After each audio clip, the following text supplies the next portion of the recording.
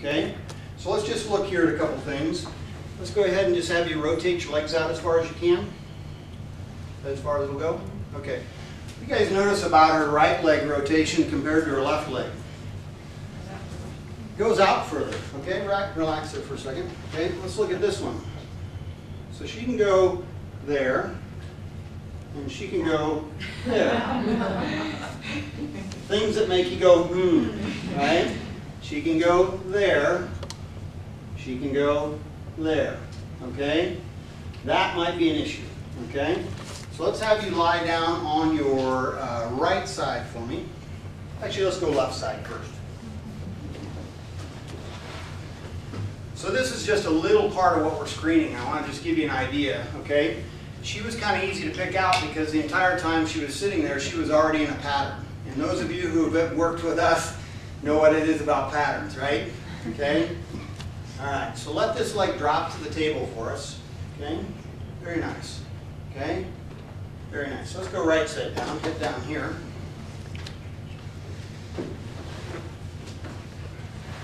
Okay. And let's let that drop to the table. Now let that drop to the table. You can drive a truck on that. That is not going down, guys. Okay? You feel that? Okay, turn on your back. Okay. So relax there for me. Okay? So you can see what I can do with that leg? Her foot's just touching the table. What do you feel there? Doesn't want to go. Doesn't want to go, okay? We can stop right now because this is all going to, fit certain patterns, but we want to have enough indicators that when we retest that we see that the system is getting rebalanced, okay? Let's just check this. Okay? What do you feel there? Nothing. Nothing. And what do you feel here? Nothing really. Good. Okay. Where's Craig? Okay. I'm going to send her away to the soundproof room. We're going to have Craig do just a little correction on this, but I want to check a couple other things. Let's just test her strength. Hold that for me. Don't let me push in. Good. Nice strong legs. She ought to pass all these tests. Hold that for me. Excellent. Okay. Hold this for me. Hold. Come on. Hold that. Hold this. Okay. Grab the table for me.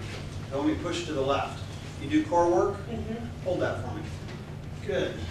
Let me go the other way. Ready and hold. Now, I am not pushing harder. I'll guarantee it. That's all right. You're an optimistic case. All right, so let's stand you up. Now, we could look down at her feet, and we could look down at her knees and put more of the whole picture together, okay? But right up here, where she should be a good crawler, a good walker, we got a major asymmetry, okay? So let's, Craig, why don't you take her and just do a basic repositioning. Just bring her right back out when you're ready. So follow Craig.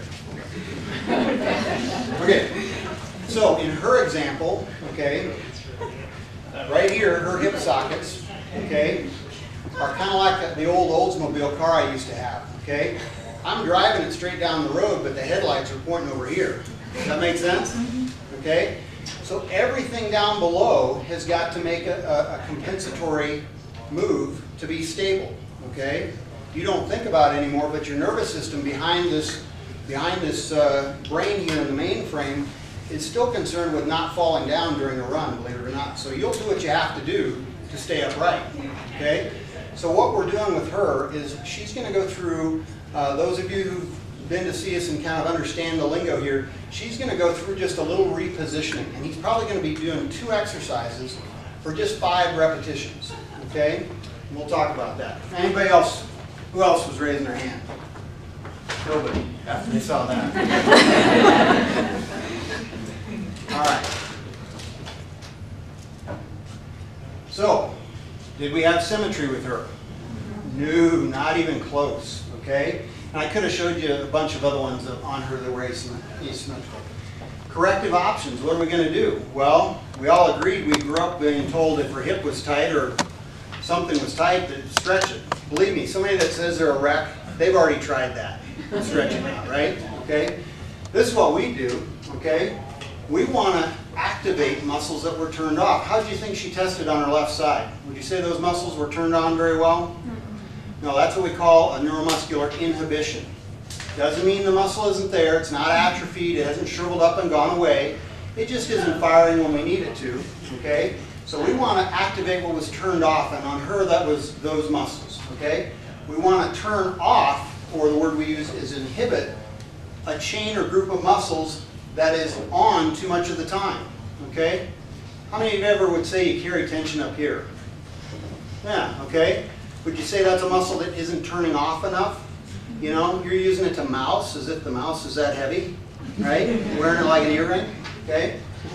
Want to balance the pelvis and hips. Well, with her, we're going to start with this, and we're going to accomplish 3, 2, and 1 quickly, okay? Questions about that? All right.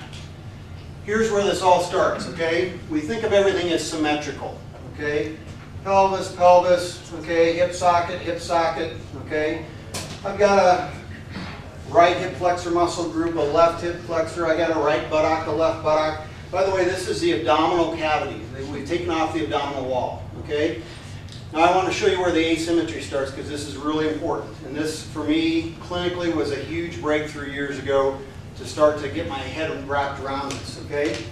The bottom of this cavity, like a coffee can, is the pelvic floor, okay? Underneath me, very important, okay? The top of this cavity is an important muscle that I hope you use all day, every day. It's called your diaphragm, your breathing muscle, okay? He's not an organ, he's a breathing muscle, okay? What do you notice about the shape of this diaphragm over here compared to this one over here? See how that one on the right is more domed, arched, okay? There's a reason for that, because there's a liver right here, okay? There's also a reason why this is a little lower. Up in the chest cavity, does my heart sit in the center? Sits off center, okay? So think back to field day with the kids when they had the parachute. And all the kids get around and they whip that parachute up in the air, and then when it's maximally up in the air, they quick pull it down, right? And then they all get inside for a few minutes, holds all that air. That's like the right diaphragm. It's very capable of pulling down and being strong with that. Left one, not so much, okay? And since that diaphragm integrates with my hip flexor muscles and a bunch of other things, certain muscles start to get turned on excessively. And that's what's going on with her. And that has now pulled her pelvis into an awkward position, okay? I could tell her some smoke and mirrors and say, you know, for the next 6 months, I need to see you 3 days a week so I can adjust your pelvis back into the right position. But what's going to happen to that pelvis if the muscles don't know when to turn off or turn on? What do you think is going to happen? Goes back for what? Goes right back, right? Okay? So you can't treat the skeletal system without thinking about the muscular system, and you can't treat the muscular system without thinking about the nervous system. It's all connected, okay? All right, here's the question. Am I going to treat somebody from the bottom up, meaning the shoes, inserts, custom orthotics, changing something down in their foot and ankle? Or am I going to treat them from the top down? Don't know. Could go either way, okay? But as we peel away the indicators on someone like her, it's going to become very, very clear, okay? And if after a few times I'm not seeing something that fits, I'm on the phone to him because I want him to see if something's happening from the bottom up, okay? And sometimes it's a combination, okay? It does not matter where the pain is located. Remember the story. The leg bone's connected to, okay? Just don't forget that. If we put a pebble in your shoe and ask you to go out and walk down to Whole Foods and back, I know you'll get there, but somehow you will change your gait so that that stone doesn't hurt the bottom of your foot. Does that make sense? All right. All set? I think so. Come on over here. Didn't make too much noise. Good. All right, on your back here. Now, was it picky on you about your breathing? Yep. Oh, interesting. All right, so this was a good one, right? Yep. Hold that for me. Good. Hold this for me. Hold. Grab the table for me. When we push to the right, hold. Okay, how do you feel about that? Much better. Turn on your right side.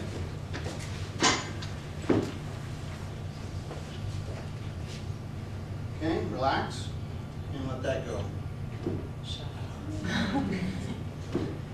Or orthopedic medicine, they call that the OBER, right? Yeah. OBER test, okay?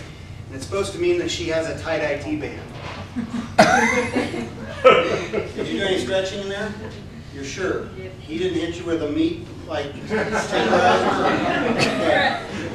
So what happened there is we just moved her pelvis into a position where her thigh bone, her femur, now does not jam up into the socket of the hip. Okay?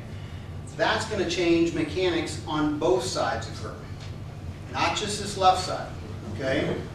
Now we can talk, and at the end maybe we will ask her a little bit about her history, but it doesn't matter. Okay? If you're not reciprocating in your gait, you could have a problem in your left pelvis and it's showing up in your right foot.